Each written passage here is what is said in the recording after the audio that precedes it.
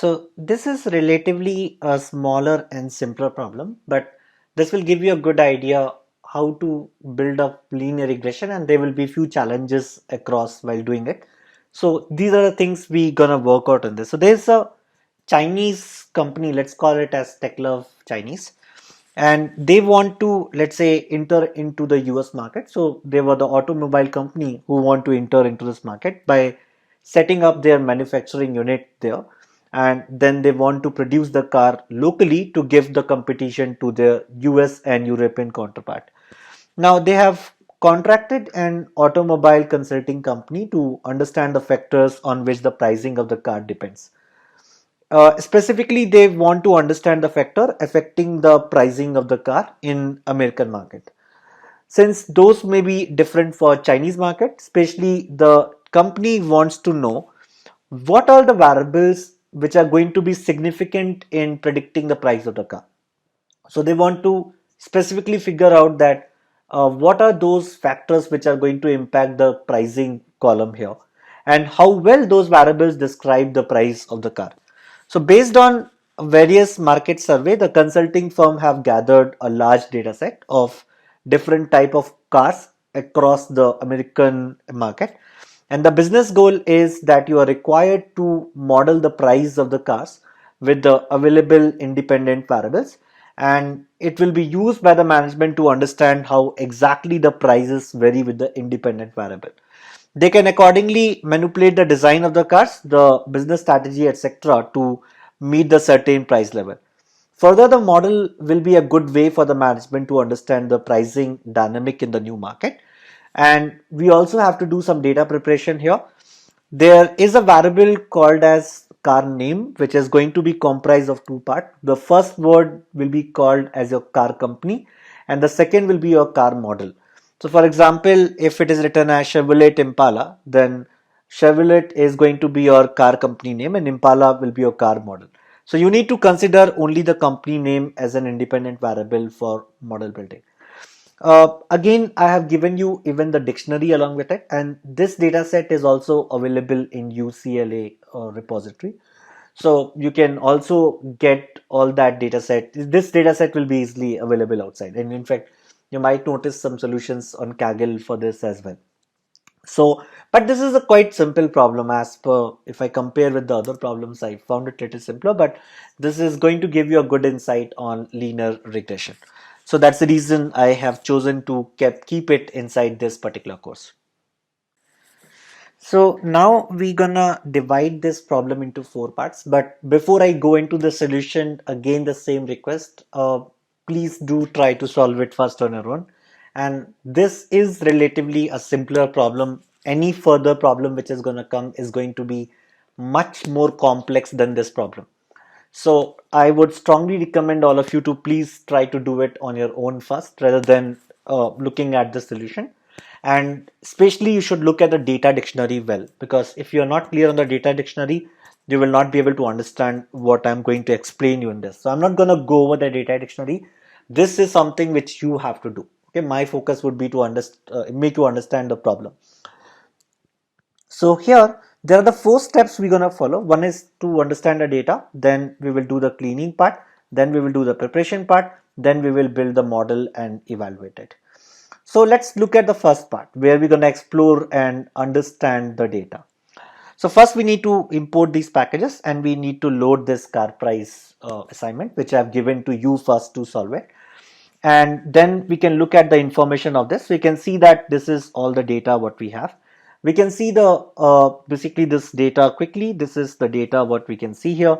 Now let's try to understand the data dictionary. So once you have looked at this, you can see one part which is symboling there. One column will be there, which denotes that -2 means less risky and +3 means more risky. So the value will be ranging from -2 to +3. So what we're going to do, we will count that how many values are available here. So we can do a value count for it and can see that there are basically 0, which is like neutral kind of part, where they are 67 in number, but -2, -1 is also having some count. Now, similarly, you will see another variable called as aspiration. This is an internal combustion engine property showing whether the oxygen intake is through standard or through turbocharging, right? So that is basically the aspiration. If you read through data dictionary, this detail is there. So let's convert it to categorical because we have only two and we can count that standard are just like 168 in total and turbo is like 37 in total. Now let's do it for drive wheel and front wheel or four wheel. So you can see here that this is how the distribution for drive wheel is gonna look like. Now look at for wheelbase. Now for wheelbase, we have just done a distribution plot because again, this is kind of a numeric value. So when we did this, you can see that most of the values are falling around 90, right? So somewhere around 90 to 100, this is falling more. Similarly, when I did it for curve weight, again, this distribution is going well. We have done it for stroke also to see that where the maximum values are coming up. And similar thing, we have done it for compression ratio. In fact, you can see in compression ratio, things are moving towards the right hand side as well. Now, we have done it for pricing also, and you can see that most of the pricings are around like 10,000 and so on, right? So that's what is the pricing maximum coming up. Now, let's do some data exploration. Now, in order to, before we apply linear regression, it's always better to look at the correlation and all. So maybe one thing which we need to do is we need to look out first all the numeric and float values because definitely we cannot do the correlations or looking at the pair plot. We cannot look at all that on the categorical data. So we have to look at all these things from the numerical data. So we will pull out only the float and integer value, and you will notice that there are few columns like symboling, right? It's though it is integer, but we will treat it like categorical because you have only 6 values, so you will not make much inference if you treat it like numeric. So now what we're gonna do, we have dropped this symboling and we can also drop car ID. And remember, we are dropping it from the numeric variable, not from anything else. So when we have done that, now further to this, we can draw a pair plot. So we are drawing the pair plot for all the car numerics, basically which are integer float, and we can see this result. If you want, you can go ahead and try to see some nice relationship. It's very difficult for me to look at it without a microscope because there are so much of huge numeric column. So better thing is maybe we can look at the correlation matrix, and with the correlation also it will be difficult. So let's draw a heat map, and this heat map will tell you quite interesting thing which I have noted down below. So first is we can see that price is highly or positively correlated with wheelbase, car length, car width and curve width, engine size, horsepower.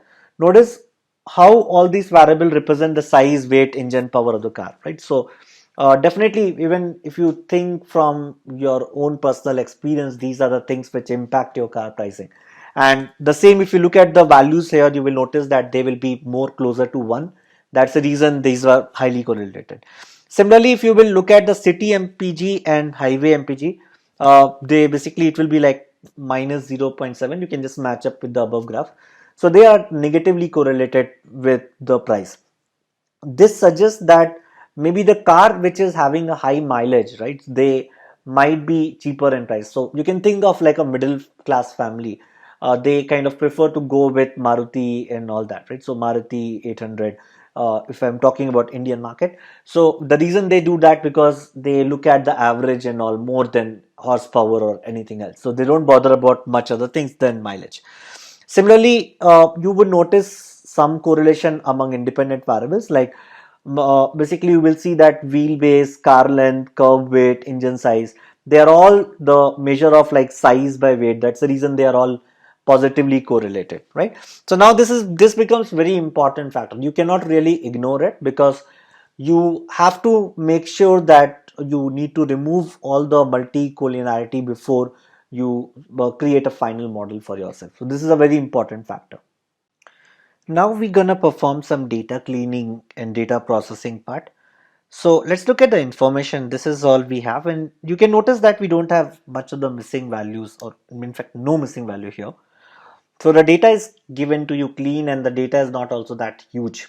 So that's the reason I was telling you it's relatively a simple problem. This symboling was into integer, so let's convert it to object. Let's treat it as categorical as I explained you earlier as well. So we have done that, and now let's look at the car name. Remember, in the car name it was mentioned in the problem statement that we should pull up the first entry from there. So we will take up only BMW, let's say from BMW X1. Similarly, BMW X3 will be treated as only BMW. So now let's take out the data. We are splitting out the zeroth index and this is the data. But now this is also kind of, alpha hyphen and all that. So let's basically bring it and use a regular expression to bring it properly. So that's what we are doing now. Now, once we are done with this, we can just basically apply this up, and now you can see that all those dash and everything is gone. Now, once we have done, one thing you notice that there are a lot of spelling mistake. Like one also you can notice that, let's say Nissan is mentioned here, and somewhere basically here you will also, and in fact you can also see Toyota have a wrong spelling.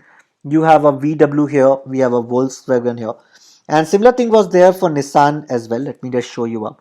So you will notice that Nissan is starting with capital N thing, right? So one is small n and second is capital N. So there are a lot of mistakes basically here which need to be fixed. So I've mentioned out all the things here, like VW and Volkswagen should be Volkswagen. Similarly, Porsche spelling is wrong, Toyota spelling is wrong, and so on. So we have just written a simple Python code to fix it. Once this is done, we can again look at the value count and so on. Now, further to this, we can drop the car name because we have already derived the column which we want. And then after that, we can just look at the data. Everything looks good. Look at the information. Things look good. Let's go to the data preparation phase. So now these are the columns we have. So we have separated out X and Y. And what we need to do for all the categorical column, we need to create dummy variables. So that's what we are doing in the next phase. Once we are done with the next step, so we have created a dummy and all that, we can drop the original categorical column because that's what we don't need it, and can merge the dummies column which we have just created. Once we are done with this, we have to scale the data. So we are basically taking the step here to scale all these things up. And once we have scaled the data, now we are going to split it into 70-30% data set. So if you notice, now I'm moving to this project very quickly because all these things, if you have done my machine learning course itself, I have done it in the case studies there. It's just that definitely this is a kind of a little bigger project than that, and we have to look at multiple things in this, but at the same time these steps we have done it there. So that's the reason I'm moving little faster, assuming that you know all this. If you have not done all this, you need to first go and kind of work on the machine learning course before you kind of jump to the project section directly. So now we are going to build the model. So we're gonna use the linear regression and gonna fit this train and test. Look at the coefficient and intercept value which is coming up from this, and we can do the prediction on the test set. And when we did this and calculate the R square, you will notice that we got 83%, which is okay, not bad. But remember, this is on a huge set of columns, so we would like to kind of decrease them. So in this case study, I'm not going to assume PCA knowledge at the moment. So I'm going to go with respect to simple RFE method because I want to show you that how to use RFE even in this, but feel free to use PCA or TSNE as per your wish. Now with, let's say, 15 features, if we go, let's say we directly reduce it to 15.